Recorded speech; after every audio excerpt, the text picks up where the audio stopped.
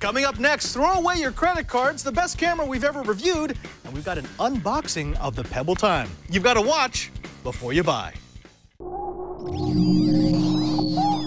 Netcasts you love. From people you trust. This is Twit. Bandwidth for Before You Buy is brought to you by Cashfly at CACHEFLY.com.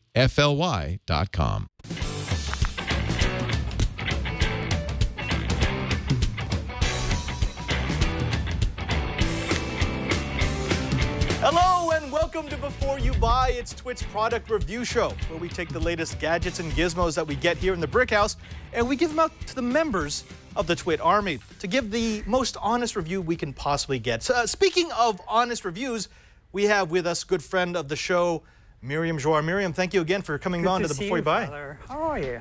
I'm good. It's summertime, and summertime means that we're going to be taking a lot of pictures on our vacation. We all took our vacation, so we're back now. Yeah, exactly. Yeah. And speaking of vacation, you have yourself a nice little gadget. Tell me about this. Yeah, so this is the Fujifilm X30. It's a relatively recent, recently launched Fujifilm top-of-the-line point-and-shoot camera.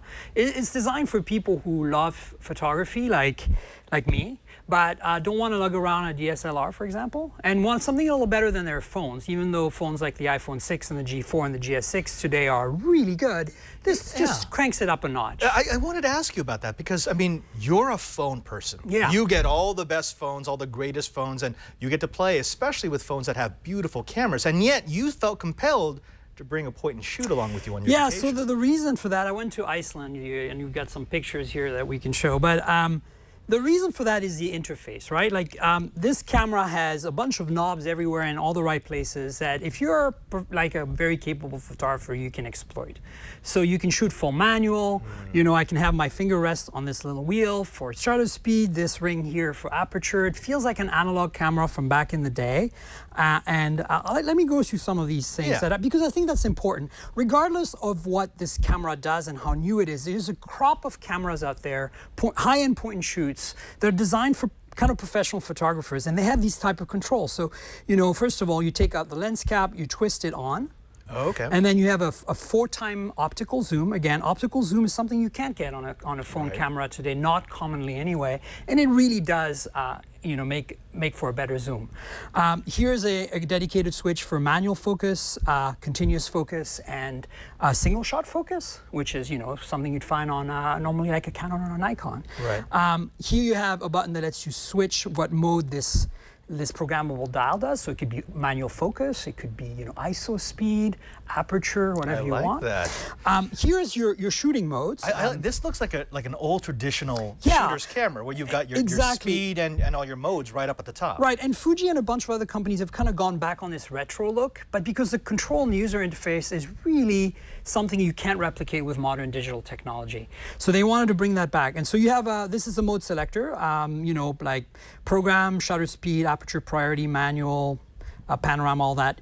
What's cool about this camera is that it has a traditional hot shoe, so you can mount a whole bunch of accessories, flashes and other things. It does have a built-in flash as well that you can fire off if you'd like.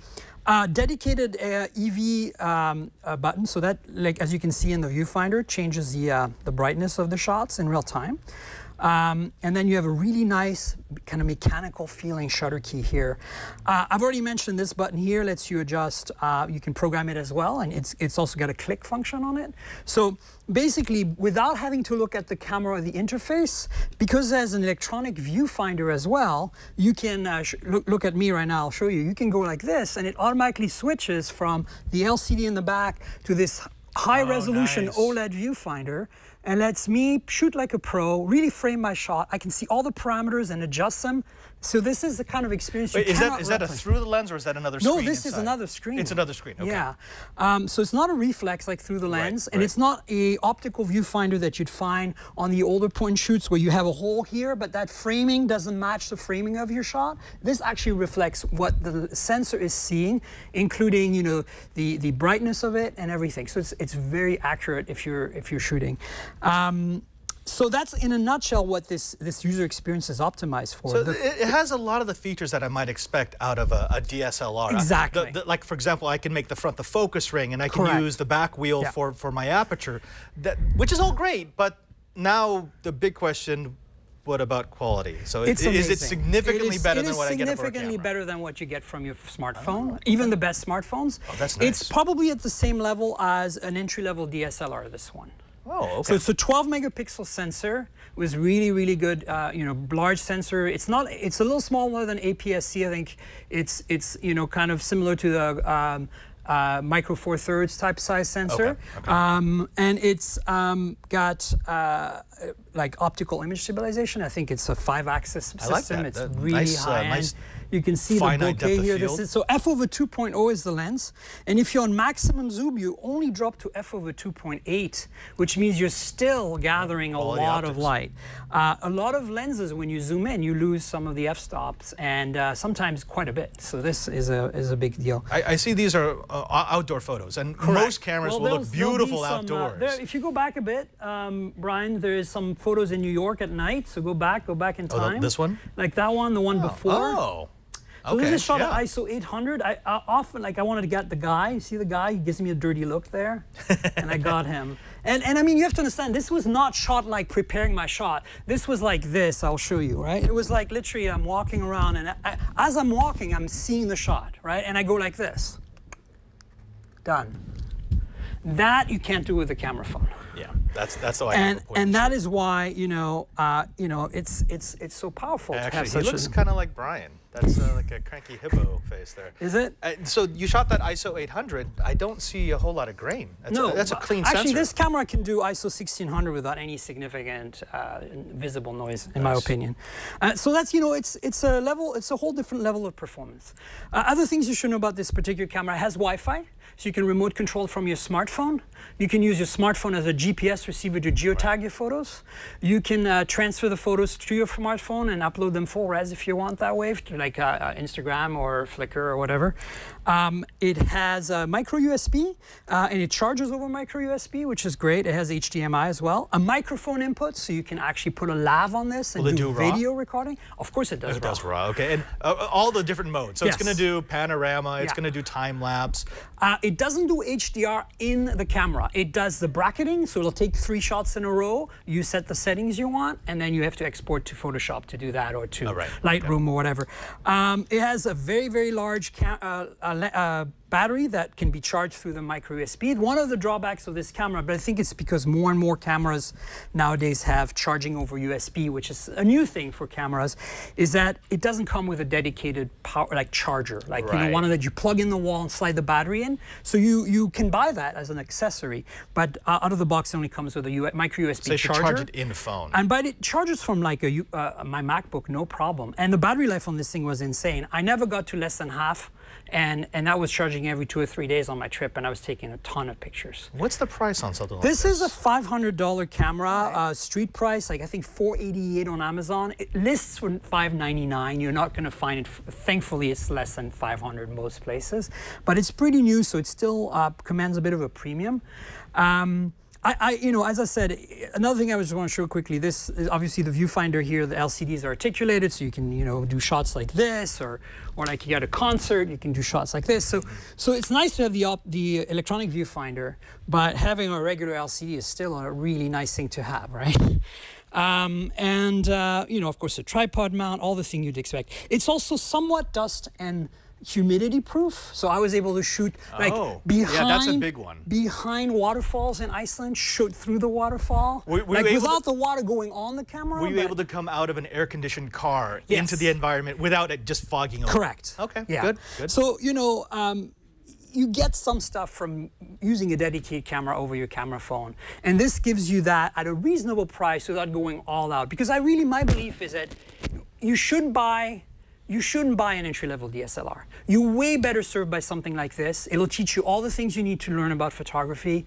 DSLR, go high-end. That's the only way to go, full frame. And so, this is a buy for me. It's the kind of the perfect storm of features. But before we get there, though, you got to break it down. So, the people who might be looking at something like this over, say, just their phone camera or maybe a DSLR, what would be the pros and the cons? I would say that the idea behind using this camera is if you are interested in photography as a hobby, you want to learn, but you want to start maybe in full auto mode where it does it all for you like your camera phone would, and slowly you're going to pick up these skills and try and experiment.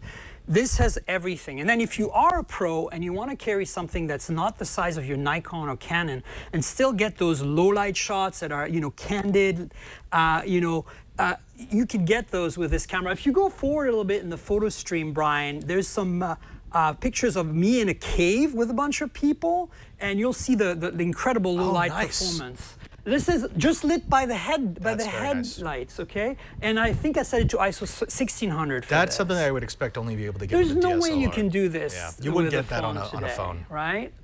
You can see the motion from them walking up, but the stairs are clear, and that's the whole point.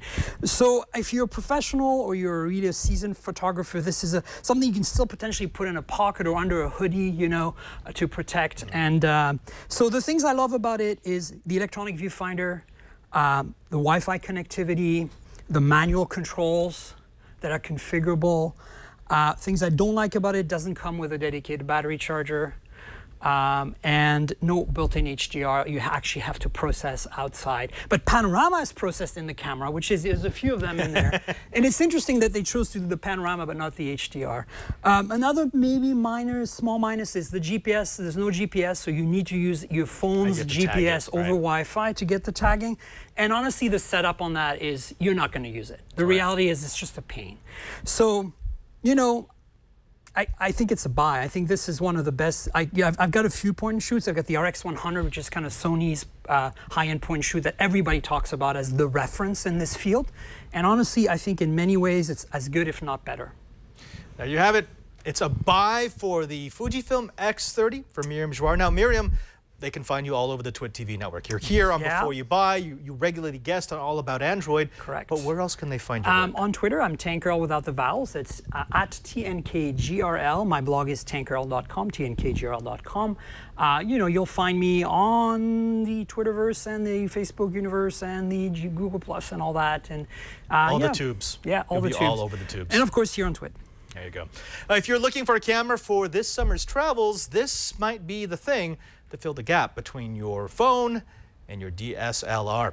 Now, Miriam, could you stay around because we have a special unboxing. We got ourselves a Pebble Time, and you actually have some experience with Pebble, far more than I do. I thought maybe you could give us some information as we unbox. For sure. Of course, disclaimer, I used to work for Pebble, so I just want to make sure everybody knows that. I do no longer work for Pebble, but I have a bit of experience with this product because it started in the days I was still there. We'll get right to the unboxing, but first, let's go ahead down into the no-hole and talk with cranky hippo Brian Burnett. We gave him a mouse and told us to see if it squeaks. This is Brian Burnett from Before You Buy, and today I'm taking a look at the RollerMouse Red Plus from Contour. So this roller mouse is designed to be more ergonomic, and if you're someone who has wrist pain from using a mouse, or maybe you're developing carpal tunnel, something like that, reaching for the mouse can really be kind of a painful experience when you're sitting at a computer for long periods of time. So the roller mouse comes in and is kind of more ergonomic. You don't have to move your hands away from the keyboard, and you just gently glide this roller bar at the top to move the mouse around. Now, I was a little skeptical at how quickly I could pick this up, considering that I've used a mouse and keyboard since I've ever started using computers, so this is a little bit of a strange kind of input device, but it's really well built, super comfortable with this leather pad that the roller mouse has on it, and the actual roller bar has very little drag to it. It's super smooth. There's also buttons for specific things like copy paste. There's a left right mouse button, a roller mouse button in the middle, and a double click button. You can also adjust the speed on the fly at the very top there. So all in all, you don't have to take your hands off of where the roller mouse is and the keyboard, and really that way you can just keep your palms rested against it, and really reduces the motion. And I can see that being a really big benefit for a lot of people. There's quite a few different configurations you can do, work with a bunch of different keyboard designs, so you're more than likely to be able to find a configuration that will work best with your situation. Everything is pretty clear. The package comes with a little notebook to kind of show you the different layouts and things, and hooking it up to your PC is pretty easy. I just plugged it in, and it didn't have to download any special drivers or anything like that. It worked right away. I did use a couple of the different attachments to make it work with my keyboard, and once I got it all set up, it was fairly natural using it, navigating around on the computer. And really, to test it out, I had to see what is it like playing Counter-Strike with this mouse, or any game for that matter. And just even trying to pick up a game with this worked fine. It actually was pretty naturally to me, and I didn't really have to think about using the roller bar. It was pretty neat. For pros and cons, clearly the main pro is it's ergonomic. It's really comfortable. You don't have to move your hand around. That is a big pro. Another pro is it's easy to use. You don't have to have special software. You just plug it in and go right away. And the third pro is it's definitely top-notch quality. It feels really solid. There's the metal base, metal aluminum base, and even the little attachments all feel really well made. And the leather pad is super comfortable. As for cons, the first one that comes to mind is price. $265 is rather expensive, but if you are suffering from carpal tunnel, or your wrists are in pain when you're using your regular mouse and keyboard setup, $265 might be worth that. And a second con is the roller bar is pretty sensitive, so if you apply a little bit of pressure to it, it will click, and that just took a little bit of getting used to, but I did, in the few hours that I played with it consistently, I had a few accidental clicks. So is it a buy, try, or don't buy?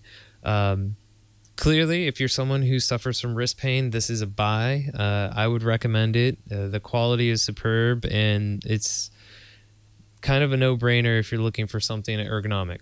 That's been my review of the RollerMouse Red Plus from Contour. I'm Brian Burnett. Thanks for watching. It's a buy for the Contour RollerMouse Red Plus. Now, Brian, I got to ask you, this is a $265 product. Is it that compelling that it's worth that much money? So for me personally, like, I'm fine with a regular mouse. I have like a gaming mouse that I really like. But if you're someone, most of the people I saw who were posting reviews about this on Amazon were plagued with really bad wrist problems and limited motion and things. So I feel like if you have those issues, you have carpal tunnel, or it physically pains you to use a mouse, then this is a really good option. It is expensive, but at no point did it feel like they cheaped out on any of it. Like, all the inputs, all the buttons felt really nice. The little leather pad was pretty high quality, and even like the bottom of the keyboard was all just like aluminum, like drilled out. So it's high quality. Stuff. Yeah. So if you need something like that, then this is probably the one that you would want. I guess the way to look at it would be that it's not a choice between an expensive mouse or an inexpensive mouse. It's a choice between this or you not using your computer because your hands hurt so much. Exactly. Okay. So yeah, it's like if you don't need it, then don't buy it. But if you do need something like that, then this is worth it. Speaking of things that are worth it, we went ahead and gave the Kinivo M2 Bluetooth 2.1 big bass speaker system to Megan Maroney. This is what she thought. I am Megan Maroney, and I host Tech News Tonight, iOS Today, and i5 for the iPhone, and I am going to review the Kinivo M2 Bluetooth speakers. This is what we used to call a bookshelf speaker, so it's got the subwoofers and then the two speakers. the pair of speakers here. So you can put it on a bookshelf or anywhere. You can put it next to your computer. You can plug it in, or you can use it just as a Bluetooth speaker and pair your phone or your iPad with it. You can also use it for gaming or for TV or for anything that really podcasts, anything that you need sound. So it's really easy to pair through Bluetooth on your iPhone. And let's play. That's what it sounds like. The volume is on the side. It gets pretty loud. It's got some good bass.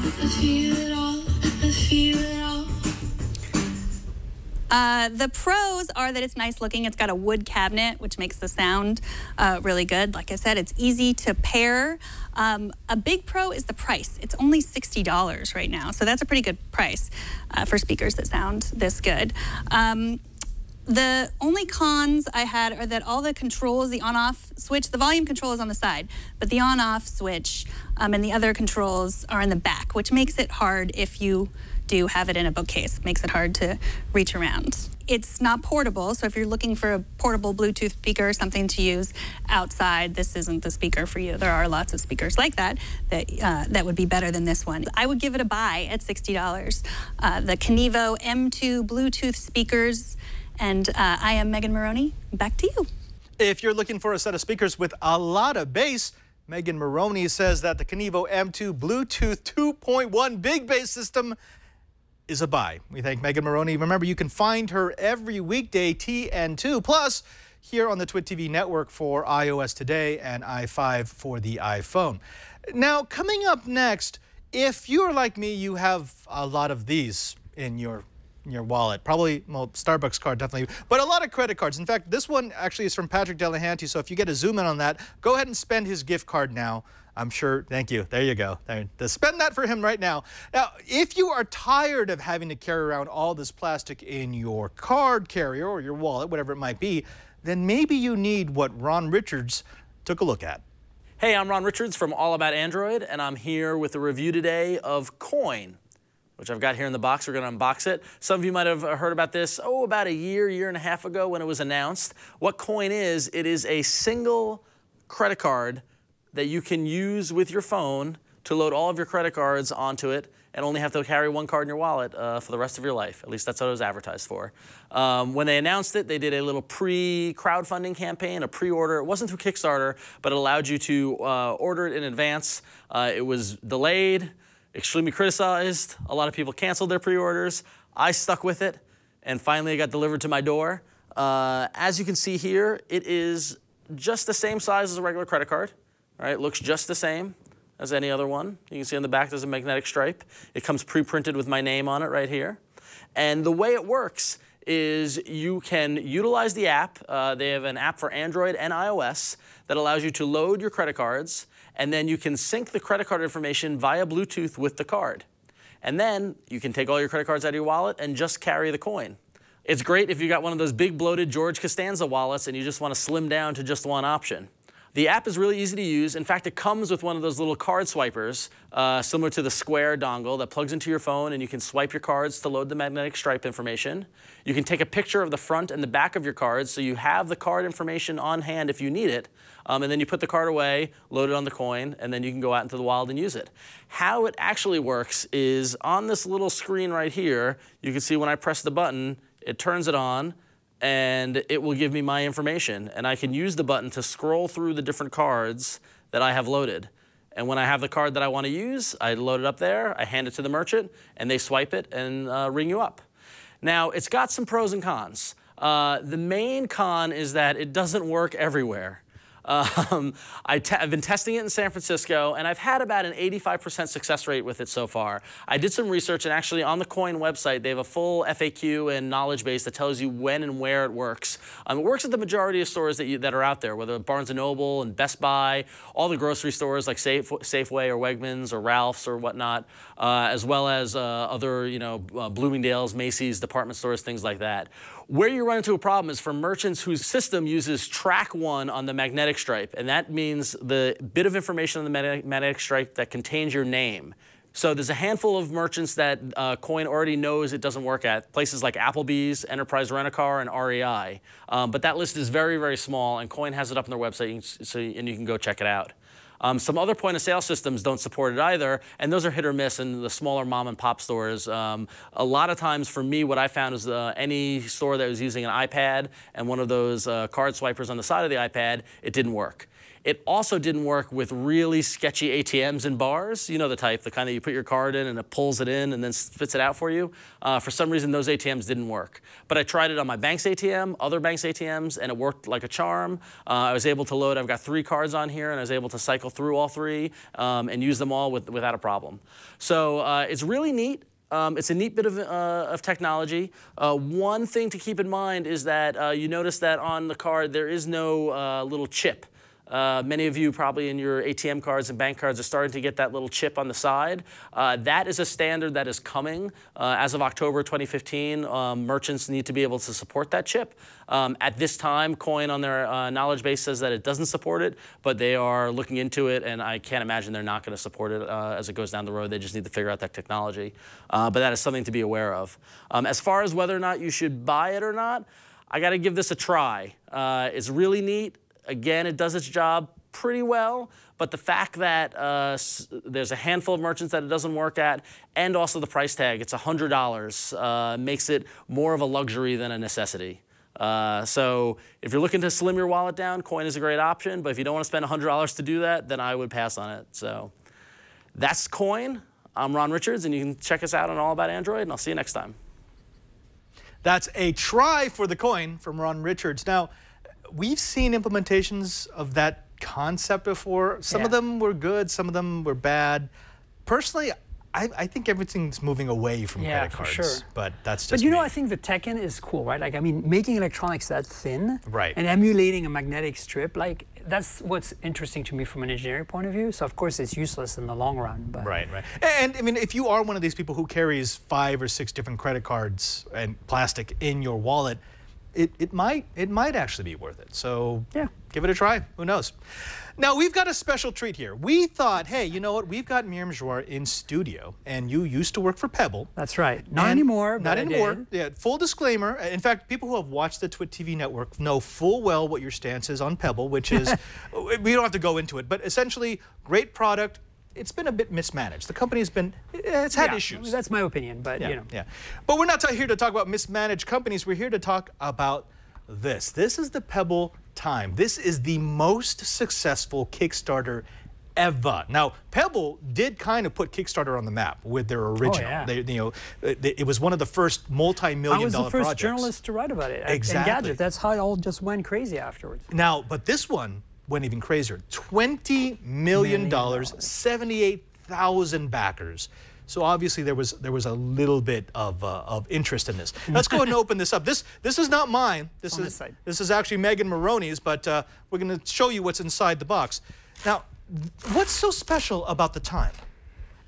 So, you know, it's an evolution of the original Pebble, the classic, as it's called. What they've done is added a color display this time. So it's still e-paper, still has all the things you love about Pebble, the great battery life, the 1-week battery life, the 5-atmosphere waterproofing, but it has a color e-paper this time. So it still looks best in bright sunshine outside. It won't look as nice as OLED or IPS indoors or even with the backlight on, but the nice thing about it is that it lasts a week, right? And it's iOS and Android compatible, which is the other big deal. This is pretty minimal. The only thing in here are the instructions, the watch, and a magnetic charging cable. And it's the same as the original Pebble had the same kind of box and the same packaging. Exactly. Now, some of the specs on this, go ahead and get that thing started up. It's got a 1.25-inch 64-color LCD. It's an e-paper display, so it's not quite like an OLED display. You're not going to get the millions and millions of colors. No. But the advantage is battery savings, right? So here it is. Of course, you have to pair it with your phone or Android iOS device to really get anything out of it. Got it there. But you can see the slightly bit of orange there. Think of the colors on this as a highlight. When I was still at Pebble, we were working on this hardware. And of course, I never got to see the new software. The thing and the difference too is that Pebble Time has new software, which is based on a timeline interface rather than the traditional Pebble interface. So it's kind of an interesting concept. And there's still a magnetic cable that instead of latching onto the side like this, it latches onto the back like that. And this opens up the whole concept of what they call smart bands. So you can have a band that kind of goes through the bottom of the watch and connects here, and maybe has a battery in the band or a GPS receiver in the band. And also like docking stations like you see with the Apple Watch. Correct, correct. Right. That is a 168 by 144 pixel. It's a 182 points per inch curved Gorilla Glass 3 display. Now, explain this timeline to me. So this is something that Apple has actually, I'm going to say, they copied it for Watch OS 2. It's the idea of you've got your present, but then you can scroll through so events. there's no touchscreen on Pebble. It's the interface is very similar to kind of an iPod. You've got a back button here, a select in the middle, and up and down. So that's how everything runs. And that's the same on the original Pebble. People are telling me to remove the plastic film. It let's might actually reflect less. Oh, yeah. There you go. Whoa, how about that? Look at that. Thank you, chat room. That looks a lot better. And you can see the orange here, there, where the arrow is. Let me adjust it a bit. Now, we should say this does have an LED backlight, but of course, because it's e-paper, it's not designed for an LED backlight. It's designed for trans-reflective display. This is with the LED backlight on. See? Okay. There you go. It looks much better in person, actually, than on the video. Right. So the thing about the timeline is, honestly, that was developed after I left Pebble. I'm not familiar with it, and I haven't played with Pebble Time other than, like 5 seconds. From my understanding is instead of swapping through the watch faces with the up and down button like you normally would on a Pebble. I should have brought my Pebble instead of my Moto to show you guys. You're going through, the future is up and the past is down. So, going down the interface, it shows you things like your notifications you've received, the scores from yesterday's game, stuff like that. And going in the future shows you your calendar entries, et cetera, et cetera. I think for me, what really is cool about Pebble Time compared to all the others. Sorry about this, Megan. I'm stretching out your watch. Compared to all the other smartwatches out there, what I love is how thin it is. Look at how thin it is. Yeah, compared to even an Apple Watch, this is truly thin, and especially compared to like a Moto 360. This does feel quite nice. I mean, you don't really notice you have it on. It's so light too. All right. Oh, and actually, we've got Brian giving us the comparison. This is a 360. Oh, I've got mine here. Look at these next to each other. Actually, I think my wrist is. Here. Try mine. Why is your wrist so freakishly small? Break my watch. There we go. There we go. Okay, yeah, so you can see there's definitely a thickness difference here. There's also a size difference. Of course, because this is e-paper, this is going to last me a week on a charge. Yeah. Versus days or a day or an hour. Yeah. Nice. Okay. A couple of the other big things about this watch are it's got a built-in 3D accelerometer, compass, ambient light sensor. It's got 16 megabytes of storage. It's got 256 kilobytes of RAM for the actual OS. So it's using an ARM Cortex M4 CPU. Built-in microphone, so it can now do voice replies. Yeah, so that's a new feature that the original Pebble, the black and white ones, don't have. It's the microphone. I believe it's on this side right there. And then what else was the new for this? I'm trying to remember. It's cool because I don't know if you noticed, but it's actually curved. The whole thing is. It's a curved Gorilla Glass screen. But just the back too, look. Yeah. 30 meters of water resistance, and it's only 42.5 grams, so this really is light. And standard 22 millimeter bands, so you can, and they're quick release, so you just pull on these little tabs and you can replace any band. But that's always been the case with the Pebble, the classic Pebble anyway. So. Right. And of course, the big thing about this is it's $200. So $200 straight up, you get everything. Yep. Right. And don't forget you can use it with iOS and Android. iOS and Android, although if you want the actionable notifications, that's only Android, yep. right? Definitely. All right. Well, of course, we're not going to give it a buy, try, or don't buy because this is a first look. But you have seen all the Pebbles. You have seen the company intimately from the inside. How does the time measure up? Well, I mean, I haven't played with it enough to really form an opinion, to be frank. There are many things I love about Pebble, particularly for me, the battery life and the iOS and Android compatibility. I think this is really what is the killer for them. I'm not sold on this e-paper display. I never really was. I really believe that Pebble should give the choice to their customers of making a watch that you charge more often, but has an IPS or an OLED display, and a choice of a watch that's for outdoorsy people that works better outdoors, like this technology does, and lasts a week. Because I spend most of my time indoors, and it just doesn't look that great indoors. They own this niche, this niche of the e-paper watch, but it's not a very big segment. I mean, they could really expand if they put an OLED. But I do like the there. fact that they are the underdog. They have their own ecosystem, their app store. There's a lot to like. I'm not that excited about this design, frankly. I think that the Moto 360 or even the Apple Watch, I think are more premium. I mean, but again, the price point is, you can't really go wrong with the price point. So there you go.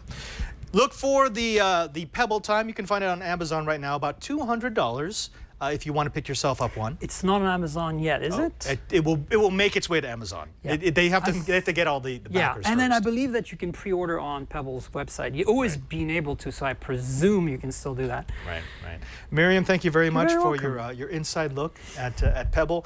And Megan Maroney will be giving us an in-depth review of the Pebble once she's actually had time to play with the time. That's it for this episode of Before You Buy. We want to thank all of our reviewers, especially Miriam Jouar, Brian Burnett, the Cranky Hippo, Megan Maroney, and Ron Richards. Now, also, we want to thank the people who let us do the show. That's Lisa and Leo, and of course, my super producer, Karsten, and my TD, who loves to press buttons, Mr. Brian Burnett, Cranky Hippo. Brian, can you tell the Twit audience where they can find you each and every single week? Well, I'm having a weird deja vu thing going on here, but they can find me and you doing Know How, 11 o'clock on Thursdays. In the last couple of weeks have been kind of quiet, Padre. You weren't around, were you? No, Yeah. no, I was Kinda in a nice. truck. Yeah, I was on a trip. I was in a truck. Yeah. Go figure. Now, folks, don't forget that you can watch us live every Friday at 2 o'clock p.m. Pacific time at live.twit.tv. And if you watch us live, you get to see all the things that we actually cut out of this episode that you're now watching on the download. And don't you wish you had watched it live? As long as you're going to watch it live, go ahead and jump into our chat room at irc.twit.tv and give us real-time feedback. It's part of the experiment that is Twit TV. Until next time, I'm Father Robert Ballister, the Digital Jesuit. And remember, you got to watch before you buy.